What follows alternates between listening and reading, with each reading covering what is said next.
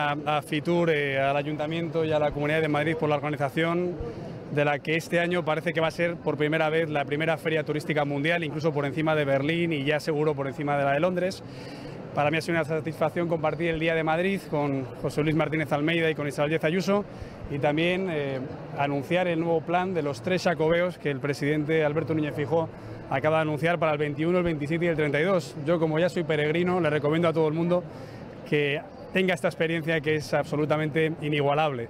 Luego también estaremos apoyando a la Junta de Andalucía y a la Junta de Castilla y León, a la región de Murcia y a la ciudad autónoma de Ceuta en la política que el Partido Popular despliega allí donde gobierna a favor del turismo, frente a la turismofobia y también abriendo los brazos a una competitividad que quiero decir que aunque este año estemos en año de récord llegada de turistas internacionales, preocupa mucho en el futuro al sector, porque los anuncios en materia fiscal, en reforma laboral y también en medidas de fiscalidad verde, pero que pueden también encarecer la movilidad por avión, preocupan al sector y nos preocupa a nosotros. Nosotros queremos que haya más facilidades a la contratación, que un sector que ya mueve más del 10% del PIB y de la contratación a nivel nacional no tenga palos en la rueda, que no haya subida de impuestos, que no haya una rigidez en el mercado laboral, que cambie una reforma que ha permitido crear 2 millones de empleos y que sigamos atrayendo a los visitantes sin ningún tipo de demagogia frente a los que quieren venir a invertir y a gastar su dinero conociendo uno de los países más maravillosos del mundo, para mí el que más. Hoy la actualidad nos lleva a temas relacionados con el turismo, porque parece ser que un ministro del Gobierno de España dice que vino a recibir a un ministro de Turismo de Venezuela, pero había ocultado algo muy grave, y es que se reunió con la vicepresidenta de la dictadura de Maduro, que tiene prohibido no solo pisar Europa, sino incluso transitar por el espacio Schengen por estar acusada por delitos de lesa humanidad, crímenes contra los derechos humanos. Esto es de una gravedad extrema y también lo es que el ministro haya mentido. Los españoles no merecen un gobierno que les mienta todo el tiempo. Ya hemos visto cómo Pedro Sánchez lo hizo en campaña electoral.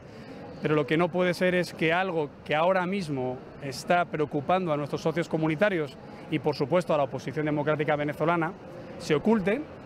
Y si esto se acaba demostrando, creo que el señor Ábalos no puede seguir un día más al frente del ministerio.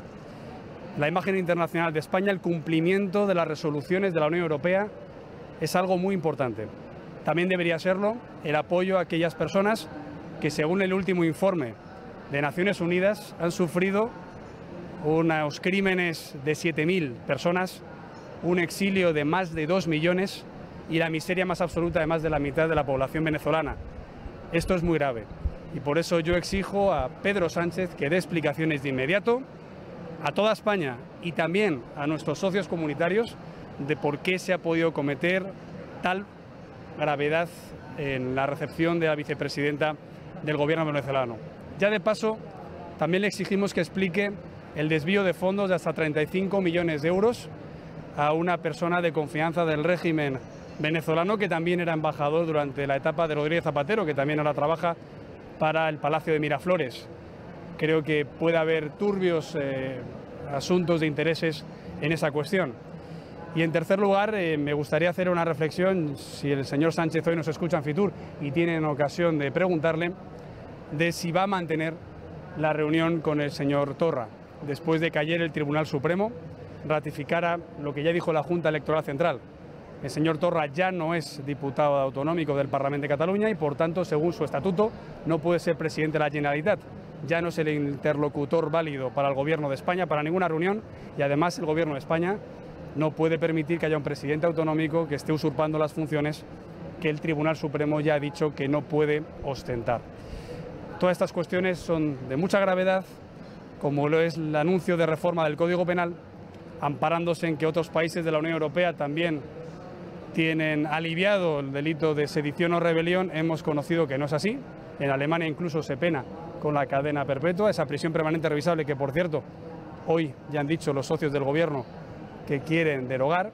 Son demasiadas cosas, no nos da tiempo a la oposición ni siquiera a exigir responsabilidades, pero creo que todo tiene un límite y que las explicaciones tienen que llegar de inmediato, porque España no merece estas mentiras y estas políticas tan lesivas para nuestros intereses. Señor Casado, dice el gobierno... El señor Ábalos cuando él dice que el encuentro fue de manera fortuita, que fue al aeropuerto a recoger al titular de turismo y que no sabía que estaba la vicepresidenta.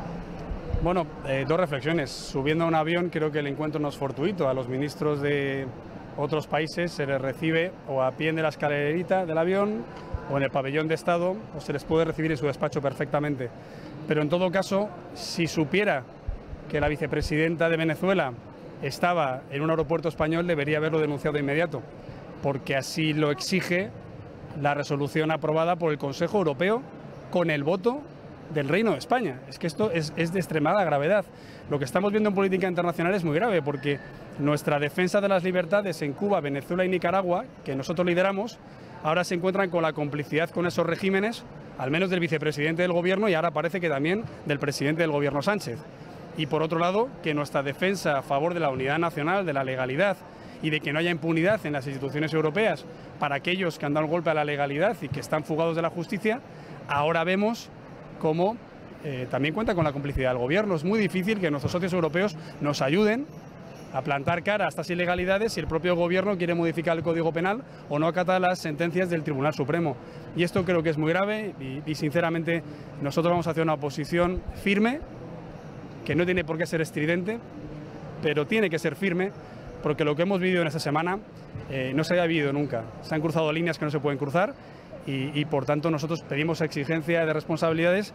En el caso del señor Ábalos, si ha mentido, no puede seguir en el ministerio. En el caso del señor Sánchez, si no acata la sentencia del Tribunal Supremo, podía él mismo estar incurriendo en una desobediencia a las sentencias que se están ya conociendo. Señor Casado, dice el gobierno precisamente que lo que pasa es que la JEC o el Supremo se han pronunciado sobre la condición de diputado de Torra, pero no sobre la condición de presidente. ¿Qué le parece esta justificación? Y también quería preguntarle por esas declaraciones de Paje que dice que con el Código Penal no se mercadea. ¿Les hacen caso ya los varones y le empiezan a plantar cara a Sánchez? Bueno, yo nunca he entrado en dinámicas de otros partidos. Yo lo que he venido diciendo es que creo que el Partido Socialista es un gran partido, que ha hecho mucho por España en los últimos años y que yo creo que ese votante, incluso ese cargo público del Partido Socialista, que no le gusta ver cómo lo que están haciendo es ceder a todo lo que piden los independentistas, pues empieza a hablar, pero no por una dinámica interna, sino por una dinámica de cumplimiento de la ley y de la imagen internacional de España. Nosotros tenemos que decir que lo que dice el señor Paje lo dice el señor Feijóo y lo dice la señora Díaz Ayuso y el señor Moreno y el señor Fernández Miras y el señor Fernández Mañueco, López Miras, perdón.